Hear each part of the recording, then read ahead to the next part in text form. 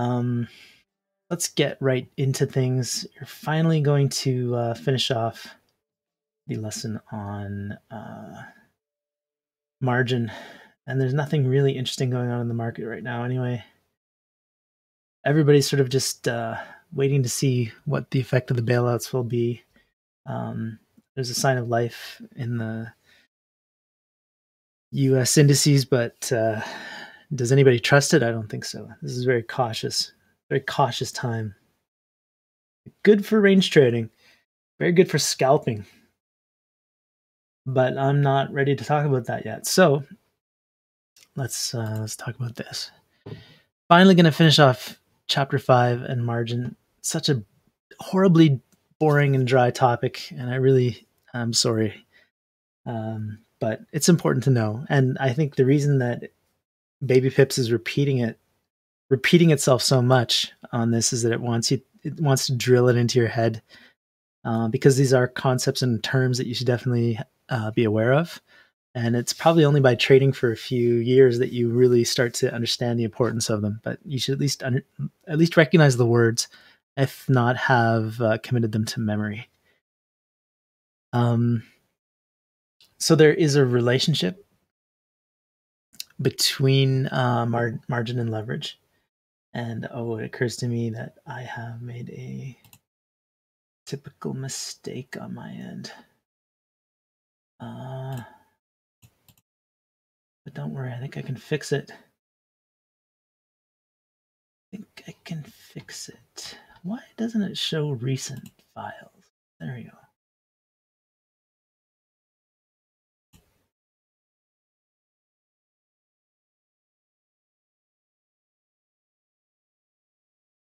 Right, and if you're looking for this lesson on BabyPips, it is basically where we're starting is the relationship between margin and leverage, which is babypips.com/learn/forex/margin-vs-leverage. But basically just go to the preschool section of the School of Pipsology and look for the 39th lesson. No, 40th lesson. Third from the bottom of the preschool. This is the first, second, third, fourth, fifth. It's actually the 6th chapter. So my numbering is completely off. Oh well. We'll fix that some other day. Margin is used to create leverage, and leverage is basically the other side of the coin of margin. Leverage allows you to trade positions that are larger than your account size. New traders always think that the more leverage they have, the better, because the more money they're going to make. But guess what? The more money you can make, the more money you can lose. Leverage is definitely a double-edged sword, very, very dangerous in the wrong hands. Leverage is expressed as a ratio, not a ration. Oh my goodness. I can fix this over here. Leverage is not expressed as a ration. Rations are for soldiers and dungeon explorers. All right. It's expressed as a ratio in the format X, where X is a percentage, and to 1. So 100 to 1 leverage would allow you to control a $100,000 position if your margin requirement was 1%. Most brokers will tell you what your leverage is up front. They use it as an advertising gimmick, essentially.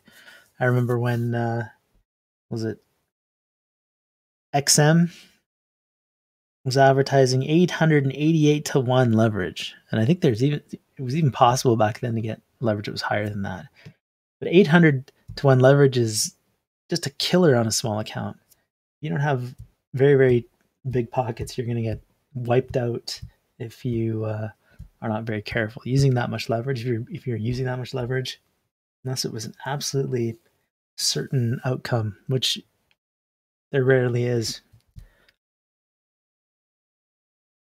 And for some reason, brokers don't tell you what your margin requirement is per instrument, even if you go into the Market Watch panel and look in the specification. Have I showed you that before? Have I shown you how to do that? Right. Let's see. If you open up your MetaTrader 4 and you go to the View, Market Watch, and then you right-click one of these instruments and you choose the specification, it gives you a bunch of data about your trading account and about that instrument.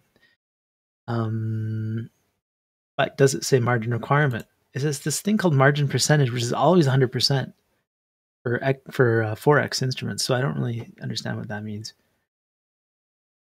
It's not important. The margin hedge.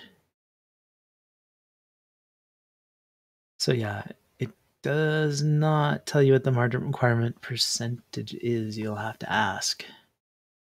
Or figure it out based on the calculations, which we will go through right now. The leverage formula is leverage is equal to, I don't know why I did it this way. I should have switched it. BabyPips does their equations like that, sort of backwards, which is kind of confusing. But really, it would make more sense to say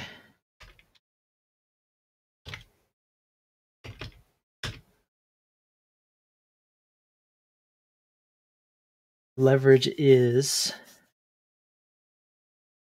1 over the margin requirement, a unit over the margin requirement. So 1 divided by 2% means that you have 50 to 1 leverage. Leverage has an inverse relationship to margin. And I was just trying to think of what that term is in mathematics. A reciprocal. It's the reciprocal formula. 1 over the margin requirement. Okay. Good. Forex and securities margins, Forex and equities, the term margin is different. The term margin means different things. In equities trading, when you buy on margin, you're actually taking out a real loan to borrow the full value of the position that you're trading. So in Forex, you're just putting up a small deposit to control a bigger trade. You're just putting up some collateral. There isn't actually any real borrowing involved in Forex trading. But in securities, when you trade on margin, there is, which is why they'll make you go through a security, a credit check, and make sure that you're able to afford the credit that they're giving you. And retail Forex brokers almost never do that. All right, margin jargon. Margin jargon. Notice that sounds like a person's name. Margin jargon. Some like Swedish actor or something. Hans Gruber. Margin jargon. Together at last in the action biopic of the century. Margin jargon. That's the guy's name. Henriksen? Oh, it doesn't matter. You're getting off topic. Okay. Let's go to the synonyms of required margin. Entry margin, initial entry margin, maintenance margin, required. I have no idea in what context BabyPips is choosing these synonyms. But you may encounter them. Who knows? Might be worthwhile knowing. The required margin formula is by the way, this is a review. Like we've basically talked about this in previous videos. So I'm just going to whip through this pretty quickly. And then if there are any questions, feel free to ask. But the required margin formula is the notional value times the margin requirement. And the required margin formula, if the base currency is different from the account currency, is the notional value times the margin requirement times the exchange rate. Pretty straightforward. Used margin is total amount of margin in use by open positions, and some of the synonyms are margin used. I put duh because, I mean, you just switch the words around. maintenance margin required, total margin.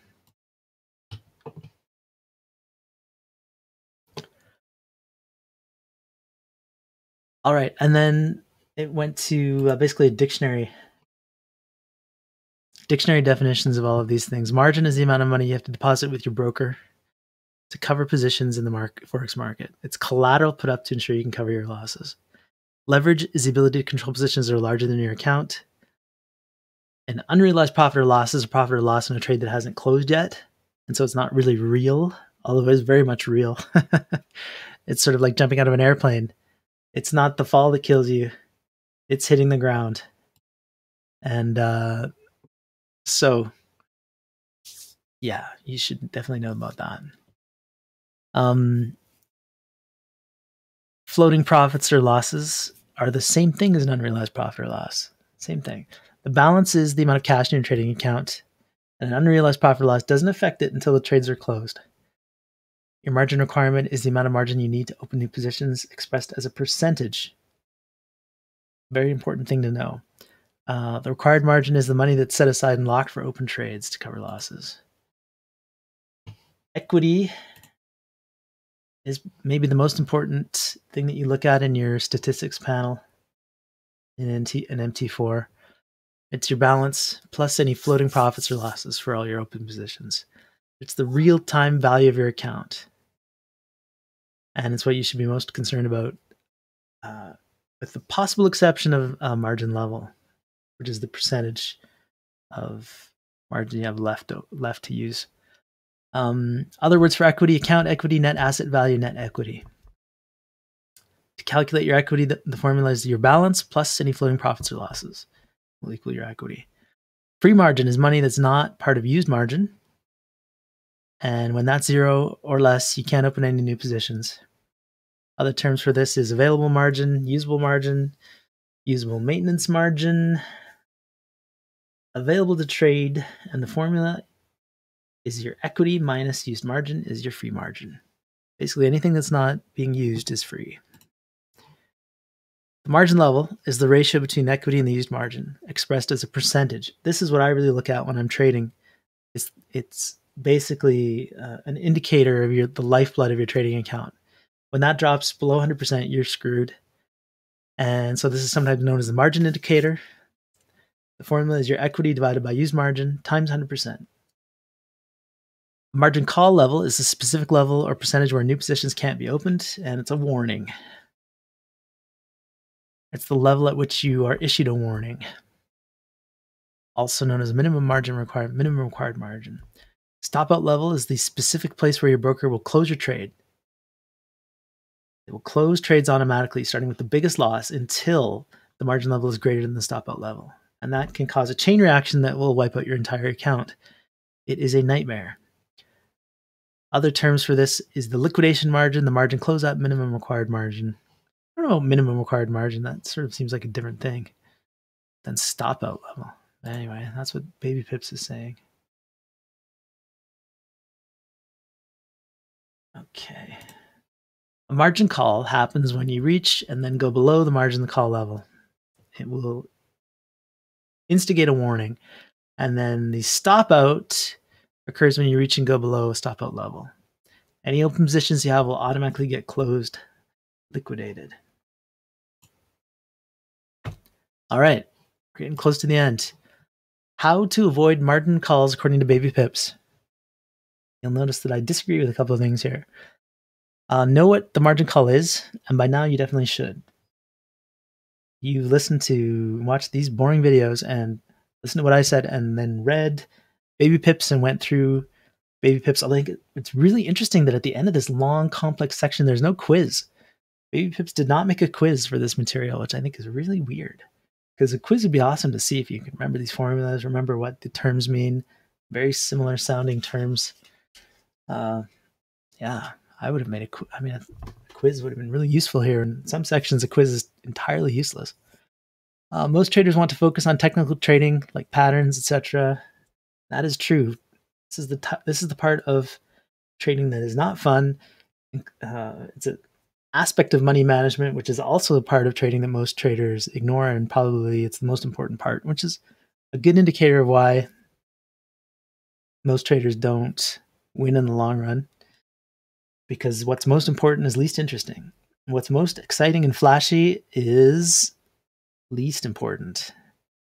And it's sort of I guess I would consider that a subsection of Clemo's theorem, which I talked about last time. Know what the margin requirements are for each position you open. Well, I mean, yeah, you should. It's enough to have an idea of what's going to happen if you open a new position, or if you open a position that's too big.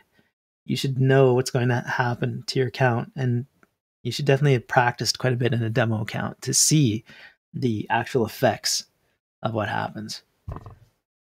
Use stop orders. This is controversial because if you use a stop order, you can easily get a margin call.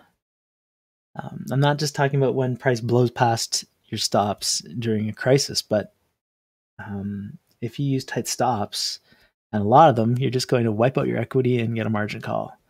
So I said that's wrong. What they should have said was use stop orders properly. Use stop orders sensibly, not the way that you're taught by brokers, and not the way that BabyPips is going to teach you to use stops. So we'll talk about that later, I'm sure, in detail. Just in case you don't know, stop order is basically a line in the sand that you draw and say that position, when it gets to that point, will be closed out. And that's the most loss that I'm willing to accept. That's the smallest amount of damage that I'm willing to take, or the biggest amount of damage I'm willing to take. Scale in positions. No, you don't. It's not necessary to scale in positions. If you, I think, are following a system, scaling in is not really a requirement to avoid margin calls. I think it's better to say don't overtrade. And that was my addition. I have some additions here. I'll do them in a second. Know what you're doing. Yes, but what does that mean? I mean, what good is it to tell someone the key is to know what you're doing? Obviously, the key is to know what you're doing. Okay, so what I was going to add to this is you should not overtrade. That goes with my don't be greedy principle. You need to have sufficient capital, which means don't try to trade with small amounts of money. Don't trade with money you can't afford to lose. And then manage your positions carefully. And what do I mean by that? Well, I'll talk about this much more in detail under position management, but don't leave positions open over the weekend, for example, unless that's part of your plan. Because when trading resumes on Monday, there could be a really big gap, really big difference between what's happening now and what's happened in 2 days, especially in a news environment like the one we're in now. Trump is threatening to open everything up for business again, and maybe people are going to start dying like flies. Who knows? Maybe they won't. Maybe this was all just a kerfuffle, just unnecessary panic. Don't trade without alerts if you aren't going to watch the screen all the time. There's a good piece of advice to avoid a margin call. Just generally be able to be drawn back to what you have going on in your trades if you have a life and are doing other things, which is a good thing to have. All right, so that's margin, and good news, we've finished the preschool section of BabyPips. Hooray! And so, next time we are going to do the kindergarten section, which is much more interesting, mainly because it starts to get into a lot of bullshit. Yeah, especially the analysis part, the Alexander Elder inspired analysis bullshit of BabyPips. This is where the fun starts, where I can really start to criticize. And it only gets better in elementary school. Oh, elementary school is going to be fun. Middle school, even more fun. Oh, and summer school, possibly the most fun. High school, still a lot of crap. A lot of crap.